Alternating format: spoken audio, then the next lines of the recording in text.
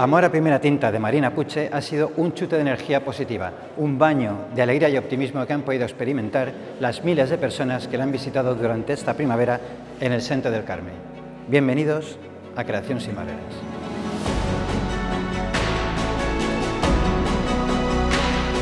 Es un dibujo muy rápido, muy de línea, ¿no? Que sí que es verdad que recuerda más, yo creo que a la obra gráfica de cómo puede tener a lo mejor Kino, o como realmente es muy parecido a un boceto de línea.